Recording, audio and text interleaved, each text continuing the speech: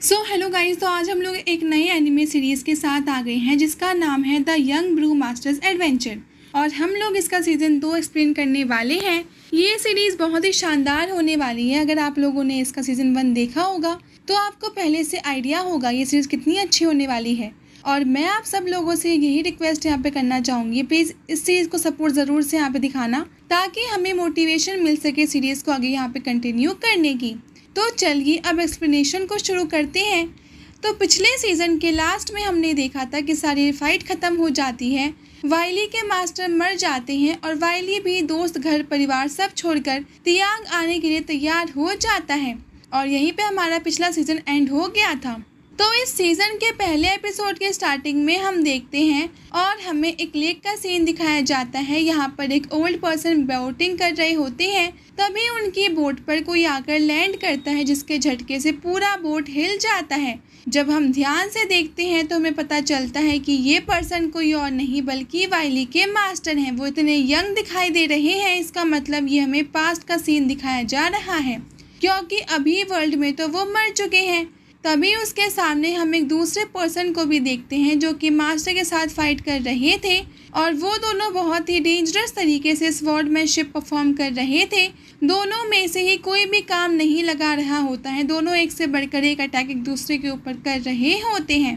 तब हम देखते हैं कि वो सेकंड पर्सन मास्टर से कहते हैं कि आप मेरा 3 दिन और 3 रात से पीछा कर रहे हैं, क्या आप अब आराम करना चाहेंगे? तो चलो बैठते हैं और आराम यहाँ पे करते हैं। और मैंने देखा है तुम वाइन भी लेकर आए हो। तब हमें पता चलता है कि ये दोनों दोस्त हैं। तब हम देखते हैं कि मास्टर कहते हैं मैं यहाँ पर तुम्हें दिखाने आया हूँ कि मार्शल आर्ट में मैं तुमसे अच्छा हूँ। इस पर वो सेकंड पर्सन कहते हैं कि चलो ठीक है, अगर मैं जीता तो तुम मुझे एक बोतल वाइन दोगे। इस पर मास्टर कहते हैं कि चलो ठीक है, मैं तुम्हें 100 बोतल दूंगा, पहले मुझसे जीत कर तो दिखाओ। फिर वो दोनों और ज़रा इंटेंस फाइट करने लगते हैं। तभी हम देखते हैं कि उन दोनों की फाइटिंग की वजह से आसमान में काले बादल छा गए थे और लगभग पूरी सिटी में अंधेरा जैसा हो गया था। और वो दोनों आसमान में फाइट कर रहे थे जिन्हें देखकर बाकी सभी लोग चिल्ला रहे थे। उन दोनों की लड़ाई से ऐसा लग रहा था कि वहाँ पर लड़ाई नहीं बल्कि फायर वर्क हो रहा हो। तभी हम देखते हैं कि मास्टर अपनी तलवार सेकंड पर्सन की तरफ फेंकते हैं जिससे कि उनके फ्रेंड का तलवार टूट जाता है। तब उनके फ्रेंड कहते हैं कि इन दुकानदारों के यहाँ से खरीदा हुआ तलवार अच्छा नहीं होता है, 10 साल तक जाएगा, मैं उससे अब अपना पैसा वापस लूँगा। तब मास्टर कहते हैं कि तब तो तुम हार गए हो। और हम देखते हैं कि मास्टर अपनी तलवार से अपना सबसे डेंजरस अटैक करने के लिए तैयार होते हैं। तब उनके फ्रेंड भी कहते हैं कि मेरे पास भी एक तरीका है, तो मुझे तेरी तलवार की कोई ज़रूरत नहीं है क्योंकि इस दुनिया की सभी वेपन मेरे तलवार हैं। और वो एक स्पेल बनाते हैं और हम देखते हैं कि सिटी के जितने भी लोगों के पास तलवार होती है सबकी तलवार उड़कर आसमान में जाने लगती है, चाहे वो तलवार दुकान पर रखी हो चाहे किसी के पास हो, हर एक तलवार वहाँ पर चली जा रही थी। और फिर हम देखते हैं कि दोनों लोग अपना अपना अटैक करते हैं। जहाँ पर मास्टर अपनी तलवार से अटैक करते हैं वही दूसरी और उनके फ्रेंड जितने भी तलवार उस सिटी के होते हैं उन सभी के साथ एक साथ हमला करते हैं। और फिर हम देखते हैं कि आसमान ओपन हो गया है और मास्टर के फ्रेंड मूर्ति के एकदम ऊपर बैठे हैं और दूसरी तरफ मास्टर उन्हें एक वाइन की बोतल देते हैं जिसे लेकर उनके फ्रेंड पीने लगते हैं और कहते हैं ये अच्छा है। इस पर मास्टर कहते हैं कि मेरे बाद मुझसे ताकतवर तलवारबाजी में केवल तुम ही हो, इसलिए मैं तुम्हारे हाथों से मरूंगा और कोई मुझे मारे वो मुझे मंजूर नहीं है। फिर मास्टर कहते हैं कि अच्छा मैं जा रहा हूँ और वो जाने लगते हैं। तब उनके फ्रेंड कहते हैं कि 100 बोतल वाइन पहुँचा देना। तब मास्टर कहते हैं कि हाँ किसी से भिजवा दूंगा। और फिर हम करंट टाइम देखते हैं जहाँ पर वही मास्टर के दोस्त जो बूढ़े हो चुके हैं, लेकिन शायद मास्टर इतने बूढ़े नहीं, अभी भी मूर्ति के सबसे ऊपर हैं और कहते हैं कि 30 साल बीत गए मेरे दोस्त और तुम मेरे पास वो 100 वाइन की बोतल अभी भी भिजवा रहे हो। फिर दूसरी साइड हम देखते हैं कि वाइली फेंग हुआ और ली मैंग के साथ तेजी से तियांग की तरफ बढ़ रहा था और फिर जल्दी ही वो सिटी के पास आ जाता है और हमें एक आदमी और सिटी को दिखाया जाता है जहां बताया जाता है कि एकेडमी में एडमिशन के लिए टेक्निकल एग्जाम रखा गया है क्योंकि जो भी हीरो वहां पर आए हैं उनमें से एक वाइली है जो कि आगे के समय में दुनिया का सर्वश्रेष्ठ योद्धा बनेगा और दुनिया की हेल्प भी वो करेगा। फिर हम वाइली को देखते हैं जो कि सिटी में एंट्री ले लेता है और फिर वो कहता है कि ग्रैंडपा ने सही कहा था, यहाँ पर तो बहुत ज़्यादा भीड़ भाड़ है। फिर हम देखते हैं कि लीमैंग फेंगुआ से कहता है कि मैं इम्पीरियल सिटी डिवीज़न जा रहा हूँ इसके एंट्री का रिपोर्ट देने, मैं बाद में मिलता हूँ। और वो जाने लगता है और जाते जाते वाइली से कहता है कि अपने घोड़े को यहाँ पर मत दौड़ाना, और एक बात याद रखो, इस शहर से अच्छी जगह कोई जगह नहीं है। फिर हम देखते हैं कि लीमैंग वहाँ से चला जाता है और वाइली फेंगुआ से कहता है कि क्या वो स्टैचू वेलक्री है।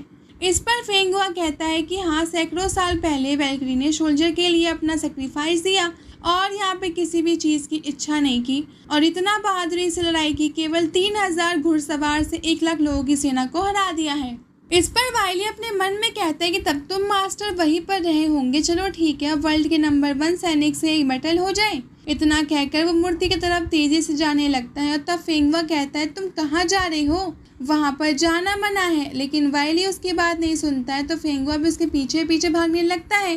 फिर हम उसी रास्ते पर एक आदमी को देखते हैं जो कि वेलक्री के बारे में बता रहा था कि उन्होंने कैसे लड़ाई की थी, और फिर वो आदमी बताता है कि वहाँ पे मूर्ति के पास जाने की किसी को परमिशन नहीं है और उस पर चढ़ने का तो कोई सवाल ही नहीं, इसीलिए वहाँ पर इतने सारे सैनिक लगाए गए हैं। जिसको भी देखना है वो स्टैचू को दूर से देख सकता है।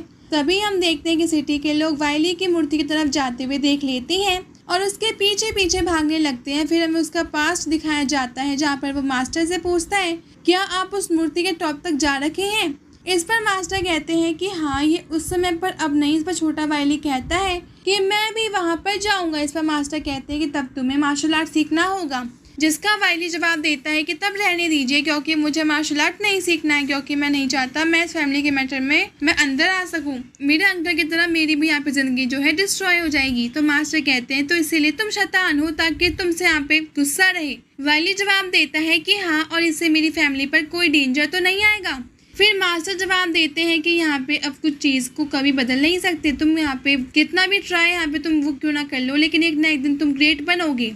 फिर हम यहाँ पे करंट सीन देखते हैं जहाँ पर वाइली घोड़े को भगाकर मूर्ति के पास जा रहा होता है और कहता है कि अब मैं और नहीं छुपा सकता, अब मुझे मेरी फैमिली को बचाना होगा। और हम देखते हैं कि सामने के जो खड़े सैनिक वाइली को रोकने के लिए बढ़ जाते हैं, लेकिन वाइली जंप करके उन लोगों को पार कर लेता है और फिर दूसरे सेक्ट के सैनिकों को भी डोज करके उनको हराकर मूर्ति की तरफ बढ़ने लगता है। तभी हम देखते हैं कि उसके पीछे से एक तलवार आती है जिससे वाइली बहुत ही मुश्किल से बचा था, और हम देखते हैं कि ये तलवार किसी और के लिए बल्कि फेंगुआ की होती है।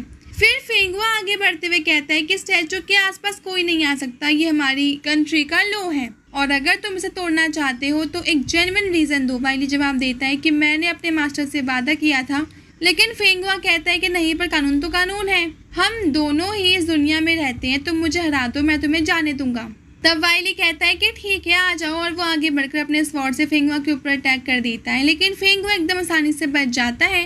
और फिर सभी लोग बात करने लगते हैं कि ये बच्चा पागल हो गया है, ये प्रिंस से क्यों लड़ रहा है, क्योंकि उनके सामने तो यहाँ पे थोड़ी देर भी नहीं रह पाएगा। और यहाँ पे कहीं ना कहीं वो सब सही बोल रहे होते हैं, क्योंकि हम देखते हैं कि फेंगुआ वाइली के ऊपर भारी पड़ रहा होता है, ऑब्वियस, क्योंकि वाइली ने तो अभी मार्शल आर्ट स्टार्ट किया है, जबकि फेंगुआ सभी 8 हेयर में सबसे स्ट्रांग है। लेकिन वाइली हार नहीं मान रहा होता है, वो पूरी ताकत से फेंगुआ से लड़ रहा होता है और वो फेंगुआ से बचता है, और इस टाइम में उसके ऊपर अटैक करने की कोशिश भी कर रहा होता है, और वो स्टैचू के ऊपर भी लड़ाई कर रहा होता है, लेकिन फेंगुआ उड़कर भी उसे लड़ाई कर रहा होता है। फिर हम देखते हैं कि वाइली बहुत ऊंचाई से नीचे गिर जाता है और वो बहुत ज़्यादा घायल हो गया था। फेंगुआ कहता है कि ये बात सही है कि तुम मुझसे कमज़ोर हो, हार मान लो, लेकिन वाइली हार नहीं मानता है और यहाँ पे अब कुछ बम जैसी चीज़ धोने की तरफ फेंक देता है, जिससे कि उसके आसपास धुआं हो जाता है। और इस मौके का फायदा उठाकर वाइली मूर्ति के ऊपर चढ़ने लगता है, लेकिन हम देखते हैं कि बर्ड की सहायता से फेंगुआ भी आ जाता है। फिर वो दोनों नीचे गिरने लगते हैं। तब फेंगुआ कहता है कि तुमने रूल को फॉलो नहीं किया, तुमने चीटिंग किया। इस पर वाइली कहता है कि हम कोई ऑफिशियल फाइट थोड़ी ना यहाँ पे वो कर रहे हैं, मुझे तो केवल जीतना है। और फिर हम देखते हैं कि दोनों के बीच फाइट फिर से स्टार्ट हो जाती है, और फिर हम देखते हैं कि फेंगुआ वाइली को ज़मीन पर पटक देता है, फिर अपने पावर का यूज़ यहाँ पे वो करके उसे बार बार ज़मीन पर धक्का देता है और साथ ही मूर्ति के दीवारों पर भी उसे टकराता है, जिससे कि वाइली घायल होकर ज़मीन पर गिर जाता है, लेकिन वो अपने घुटनों पर बैठ जाता है। इस पर फेंगुआ कहता है कि तुमको पता है तुम जीत नहीं सकते, तो तुम ज़बरदस्ती क्यों यहाँ पे वो कर रहे हो। इस पर वाइली कहता है क्योंकि मुझे अपने परिवार को बचाना है और मुझे मास्टर शेफ एजुकेशन भी लेनी है। इस पर फेंगुआ कहता है कि लो ना, तो तुम यहाँ क्या कर रहे हो, स्कूल में जाओ। इस पर वाइली कहता है कि तुम इतनी सी बात नहीं समझ रहे हो, मैंने इस पूरी सिटी के सामने अपने आप को साबित किया है कि मैं यहाँ का स्टूडेंट बनने लायक हूँ, ये सुनकर फेंगवा कहता है कि मैं समझ गया, तो चलो अब अच्छे से फाइट यहाँ पे वो कर लेते हैं। और फिर फेंगवा अपना तलवार जमीन पे बता देता है, जिससे कि आसपास की जमीन यहाँ पे फटने लगती है और वो फटती हुई जमीन वाइली की तरफ बढ़ने लगती है। और फिर हम देखते हैं कि फेंगवा की तरफ से ढेर सारे सैनिक आसमान से उड़कर जाने लगते हैं वाइली की साइड। और फिर वाइली भी कहता है कि अब मैं भी नहीं छुपाऊंगा, और फिर वो भी अपनी तलवार को जमीन पे यहाँ पे वो धंसा देता है। और हम देखते हैं कि जिस तरह के सैनिक फेंगवा की तरफ से आ रहे थे, उसी तरह से वाइली की तरफ से भी सैनिक जाने लगते हैं और दोनों का जबरदस्त यहाँ पे वो कॉलिजन होता है और बहुत ही भयंकर ब्लास्ट होता है। और हम देखते हैं कि वाइली उड़कर स्टैचू के ऊपर जाने लगता है। तब ये सब देख रहे लोग कहते हैं कि 30 साल बाद फिर से ऐसा व्यक्ति देखने को मिल रहा है।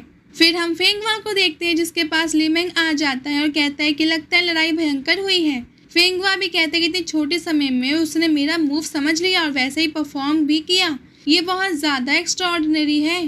तो तभी हम देखते हैं कि वाइली स्टैचू पे चल रहा होता है, तभी वहाँ पर एक बहुत बड़ी बर्ड आती है और वाइली को धक्का देकर नीचे गिरा देती है, लेकिन वाइली किसी तरह ऊपर ही लटक जाता है। फिर वाइली उस बर्ड पर बैठकर मूर्ति के कंधे पर चढ़ जाता है। तभी हम देखते हैं कि मूर्ति के ऊपर आराम से बैठे वाइली के मास्टर के फ्रेंड अपनी चिड़िया को बुला लेते हैं। और तब वाइली कहता है कि हेलो अंकल, आपकी जो बर्ड है बहुत वो अच्छी है। तो इसे मास्टर कहते हैं कि इसे बर्ड बुलाने की जरूरत नहीं है, ये एक डिवाइन है। फिर वाइली कहता है कि अगर मैं रॉन्ग नहीं हूँ तो आप ली चैंग हैं, ये वाइन लीजिए और मुझे अपने रेसिपल के रूप में स्वीकार कीजिए। इस पर ली चैंग कहते हैं कि तुमसे किसने कहा कि तुम मेरे स्टूडेंट बनने वाले हो। इतना कहकर वो तुरंत आते हैं और एक ही झटके में वाइली को बेहोश कर देते हैं और अपने हाथ में वाइन ले लेती हैं। और वाइन को देखकर ली चैंग पहचान जाते हैं और कहते हैं कि तुम आ गए, इस वाइन का टेस्ट बिल्कुल भी अलग नहीं है। चलो ठीक है, अभी अपने स्टूडेंट को आराम यहाँ पे मैं करने के लिए भेज देता हूँ। और फिर वो अपने बर्ड पर वाइली को रख के वो अपने आप भी बैठ जाते हैं और वहाँ से जाने लगते हैं और सभी लोग उसे देखकर नील डाउन करने लगते हैं। इस बार ली मैंग कहता है कि मास्टर को भी उल्टी सीधी चीज़ें बहुत ज़्यादा पसंद आती हैं। इस पर फेंगवा कहता है कि लगता है मास्टर वो अच्छे मूड में हैं। फिर ली मैंग कहता है कि अच्छा वो छोड़ो, तुमने मुझे बताया था कि किंगडम में कुछ इंसर्जेंसी हो रही है। फिर ली मैंग कहता है कि अच्छा वो छोड़ो, तुमने मुझे बताया था कि किंगडम में कुछ इमरजेंसी हो रही है, मैंने उसकी जांच की है, हम लोग वहाँ पे चलना होगा। फिर सीन शिफ्ट होता है और हम एक व्यक्ति को एक ब्रेवरी के सामने देखते हैं और ये भी हमारा आज का एपिसोड खत्म हो जाता है। मिलते हैं नेक्स्ट एपिसोड में। Thanks for watching, stay tuned for the next episode.